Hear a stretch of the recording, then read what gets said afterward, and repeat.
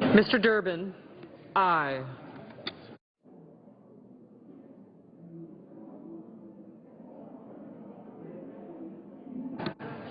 Mrs. Murray. Mrs. Murray, aye.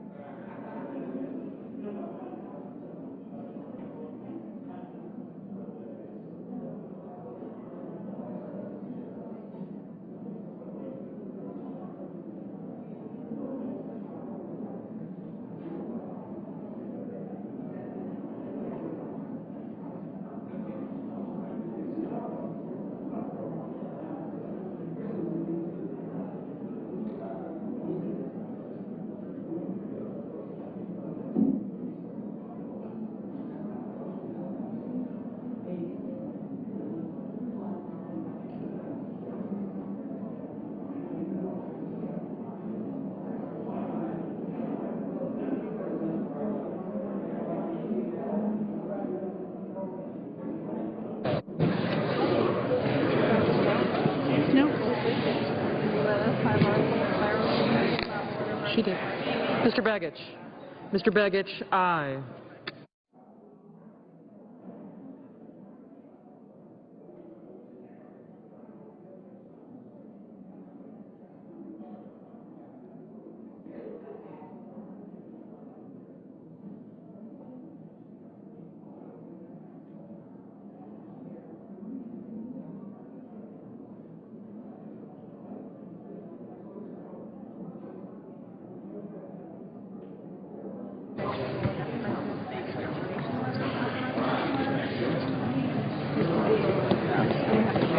Mr. Bennett. Mr. Bennett, aye. Ms. Stabenow. Ms. Stabenow, aye.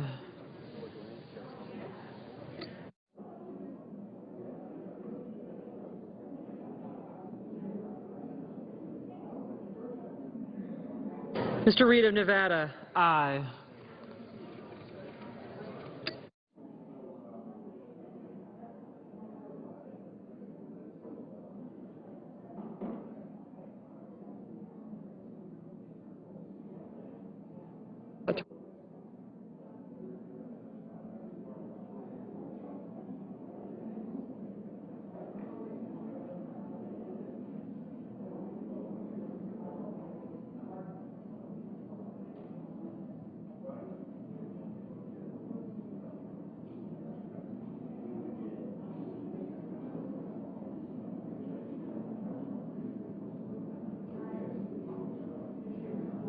Mr. Schumer, aye.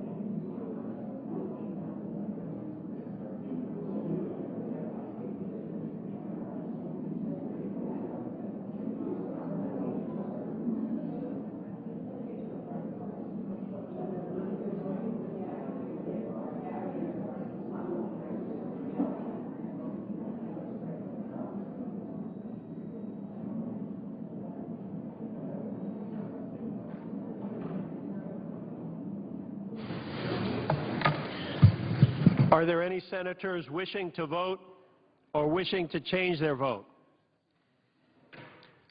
On this vote, the yeas are 94, the nays are 0.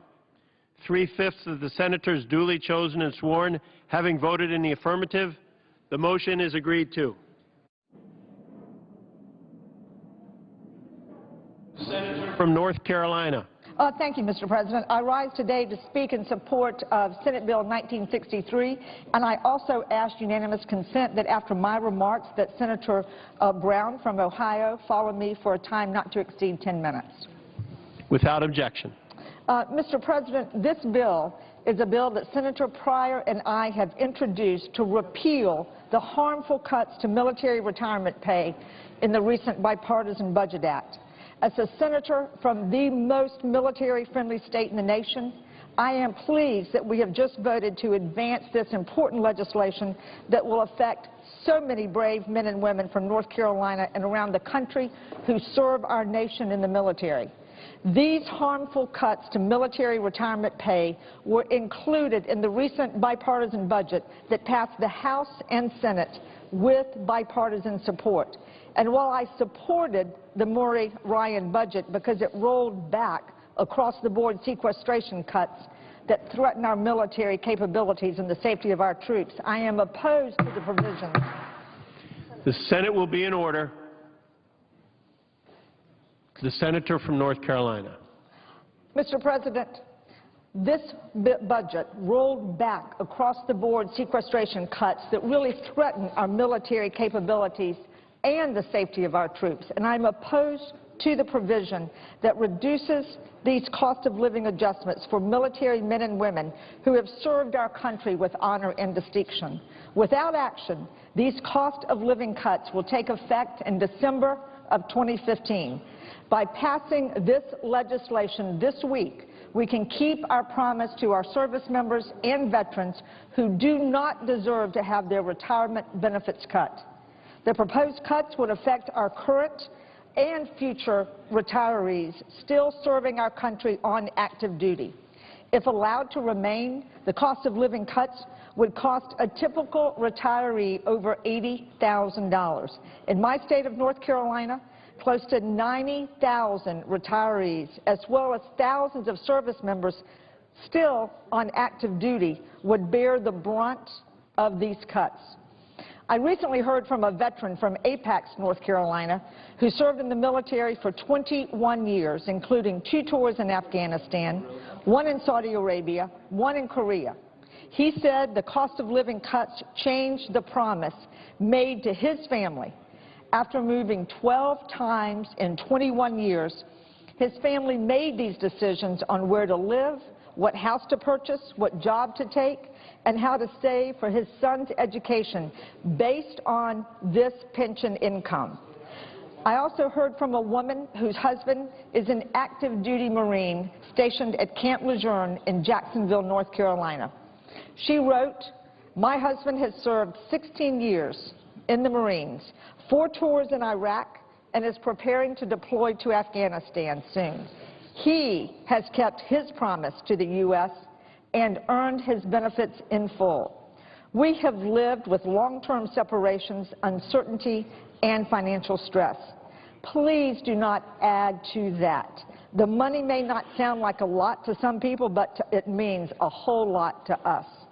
Once again, that woman's husband, active duty Marine. This is unacceptable. We've made a commitment to these brave men and women, many of whom have deployed multiple times to combat zones overseas. We must keep our promises to our service members after they've sacrificed so much for us. These cost of living cuts would negatively affect not only individual service members, but also the military as a whole. I serve on the Armed Services Committee, and 2 weeks ago, military leaders testified that retirement benefits are an integral part of a service member's decision to remain in the military or to further re-enlist. We cannot overlook the consequences these cuts would have on the retention of service members, particularly mid-grade officers and non-commissioned officers who are considering the length of their future service. nor can we overlook the effects they would have on the military's long-term readiness. I am pleased that we have acted to prevent the cost of living cuts for the most severely wounded military retirees and the survivor benefit plan recipients. But our bill would go further, and this would repeal these cost of living adjustment cuts for all military retirees. Yes, it is true that our country faces difficult fiscal challenges. However, we can never balance the budget on the backs of those who have answered the call to duty. We must keep the promises we've made to our veterans who have put their lives on the line to protect us. I urge my colleagues to support our legislation that will ensure current and future veterans receive the benefits they have earned. Mr. President, I yield the floor. Mr. President. The senator from Ohio. Thank you, Mr. President. I appreciate the words of Senator Hagan, who has been a leader in the United States Senate on issues for our veterans, for their health care at Camp Lejeune and so many other ways, looking out for pensions and health care for those who have earned it and sacrificed for us. And she, like I, believe that it's an honor to honor those who have sacrificed for us. So thanks, Senator Hagan, for remarks. President, today I was at a CVS drugstore in Lakewood, Ohio, a city west of Cleveland, thanking and celebrating, if you will, perhaps too strong a word, thanking CVS for a decision they announced last week that they would stop selling tobacco products at their 7,000 stores and pharmacies, and they would invest in a national smoking cessation campaign designed to help people quit smoking. CVS CEO said the right thing to do for our customers and our company is to help people on their path to better health. Put simply, the sale of tobacco is inconsistent with this purpose. That's good news. In my state, 1 in every 5 deaths is connected to tobacco. Ohio ranks 6th in adult smoking rate. 16,900 people in Ohio, children in Ohio under 18, start smoking each year. And you know what we know about tobacco, Mr. President? We know that 480,000 people every year in the United States of America die of tobacco-related illnesses. You know what else we know, Mr. President? Because 480,000 Americans die from tobacco-related illness, we know that the big tobacco companies' executives understand they've got to find 480,000 new customers every year to buy their product. And you know, Mr. President, nothing in particular about your age or mine, but they don't aim at people like us. They don't aim at people in their 40s and 50s and 60s to get them to join to replace those 480,000 people who have passed away. They aim at people the age of our pages that are sitting in the well. In fact, they don't aim at just 16 and 17-year-olds. They're aiming at 12 and 13 and 14-year-olds and 15-year-olds. Joining me at CVS today were 2 young women, Shanisha Collins and Melissa Renton, who both smoke and are both working to quit smoking. Both are doing very well as they quit smoking. They both started smoking, they told us, as teenagers, and CVS is working with them in their smoking cessation campaign. We're also joined by Michael Roizen of the Cleveland Clinic, who has done remarkable work in preventive care, in a preventive medical practice, if you will, at the Cleveland Clinic. He's a heart doctor and also has done so well in various kinds of care to help people quit smoking, to help people lose weight, to help people to prevent diabetes and all the preventive care he's worked on. We're also joined by 2 nurse practitioners, Lauren and Molly, who are part of the CVS clinic that have helped people do better managing their health. But the point, Mr. President, is this, that CVS has made this decision. This isn't earth-shaking. It's half of cigarettes are bought today at gas stations. That's not going to change much. Cigarettes are going to be available. It's a legal product. People should have, in fact, should have the right to buy cigarettes if they choose to. But the point is, tobacco companies shouldn't be able to target young people the way they do. And we've seen major progress. 50 years ago, the Surgeon General issued his groundbreaking report on the health effects of tobacco use. and look at the progress we've made. 42% of American adults smoked cigarettes in 1965. Today, 18% of American adults smoke cigarettes. So it's been a huge public health victory, and it's been a huge public health victory in small steps and large steps. First, the report was so important. We remember as kids, the presiding officer is old enough to remember this as I am, that you could smoke almost anywhere in our society. State governments then began to prohibit smoking in public buildings, then began to prohibit smoking in other publicly owned buildings, government buildings, and then people couldn't smoke in public places in many places, many states around the country. We remember people used to smoke on airplanes, and then over time, smoking was restricted to, if I remember, aisles 18 to 35 or something, but then, so you could smoke if you were in one of those aisles, but not a seat in front of that or behind that, whatever it was. And now smoking is banned on all flights. So we've seen major progress made. CVS is one step in that. We have sent a group of us, led by Senator Harkin, Senator Blumenthal's been involved, a number of others, asking the other major drugstore chains, Walgreens and Rite Aid, to do the same, to quit selling cigarettes there. But we've seen progress, but it's still a major public health problem. In one of the places it's particularly a problem, I said at the beginning of my remarks, Mr. President, that 480,000 people in America die from tobacco-related illnesses every year. Heart disease, cancer, a whole host of illnesses that are that are connected to smoking or chewing tobacco. So they aim at children for sure with their targeted campaigns, but they also go overseas, and tobacco companies are trying to undermine public health laws, particularly in poor countries around the world. If you're a public health official in India, you've got to worry about cholera, you've got to worry about malaria, you've got to worry about TB, you've got to worry about HIV/AIDS, you've got to worry about child diarrhea, you've got to worry about all the things that kill people prematurely in that country. When the tobacco companies come in, whether they're American companies, British companies, or companies from any other country, they don't have much defense against that. And that's why, and I know that the presiding officer from Indiana has been a real leader in opposing bad trade policy for our country.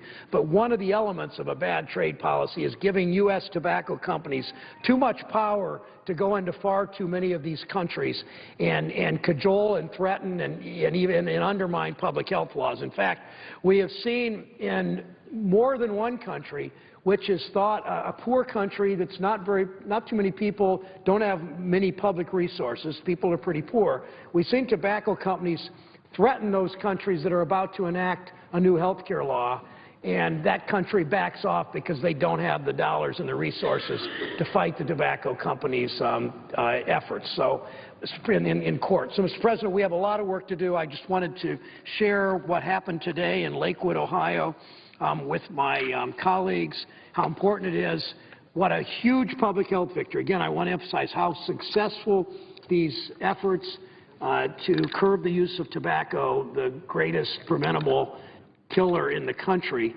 how successful we've been. More than 40% of people smoked in 1965. Today, fewer than 20%. That's because of a partnership among government, local officials, public health officials, American Cancer Society, American Heart Association. So many of these organizations have really stepped up in a way that really has mattered, the American Lung Association and others, to protect the public interest, especially to protect children. I applaud the efforts of that company and so many of my colleagues that have been working on this. Mr. President, I note the absence of a quorum. The clerk will call the roll. Mr. Alexander.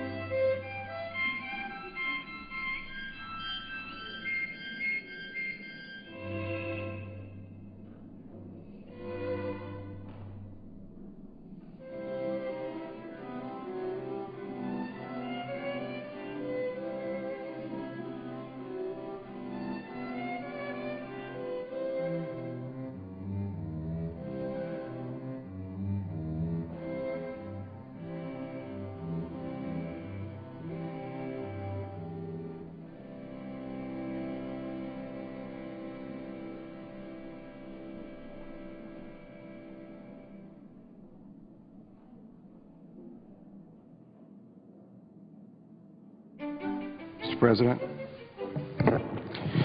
The senator from Alaska. I'd like to move that we vacate the quorum call. Without objection. I ask unanimous consent the Senate proceed to a period of morning business with senators permitted to speak up to 10 minutes each. Without objection.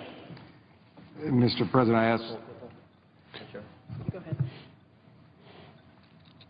The chair lays before the Senate the letter of resignation of Senator Max Baucus of Montana, dated Thursday, February 6, 2014. Without objection, the letter is deemed read and spread upon the journal. The senator from Alaska. Mr. President, I ask unanimous consent that the letter relating to the resignation of Senator from Montana, Max Baucus, be printed in the record. Without objection. I ask unanimous consent that the Finance Committee be discharged from the further consideration of S-1954. The Senate proceed to the immediate consideration. The clerk will report. S-1954, a bill to provide for the extension of the enforcement instruction on supervision requirements for outpatient therapeutic services in critical access and small rural hospitals through 2014. Without objection, the committee is discharged and the Senate will proceed to the measure. I ask unanimous consent that the bill be read for the third time and passed and the motion to reconsider be laid upon the table.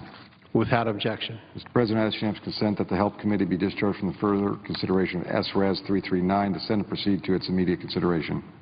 The clerk will report. S-Res 339, commemorating the 150th anniversary of Mayo Clinic. Without objection, the committee is discharged and the Senate will proceed to the measure. I further ask the resolution be agreed to, the preamble be agreed to, the motion be considered, made and laid upon the table with no intervening action or debate.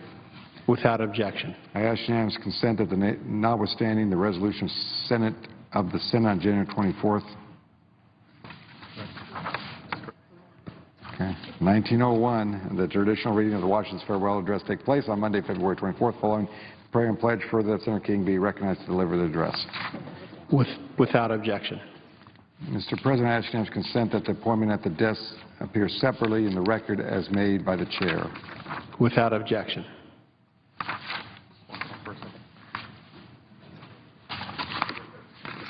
Mr. President, I note the absence of a quorum.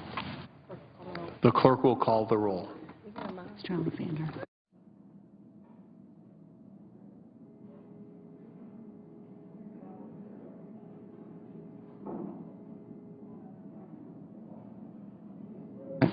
The senator from Alaska. I ask the quorum be vacated.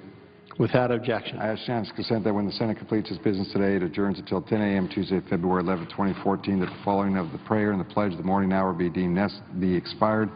The journal of proceedings be approved to date and the time for the two leaders be reserved for their use later in the day. The following any leader remarks, the Senate resume consideration motion proceed of S-1963, the Military Retirement Pay Restoration Bill, polls closure, that the Senate recess from 12:30 p.m. to 2:15 to allow for the weekly caucus meetings. And finally, that all the time during the adjournment and recess count, post closure, and the motion to proceed on S-1963.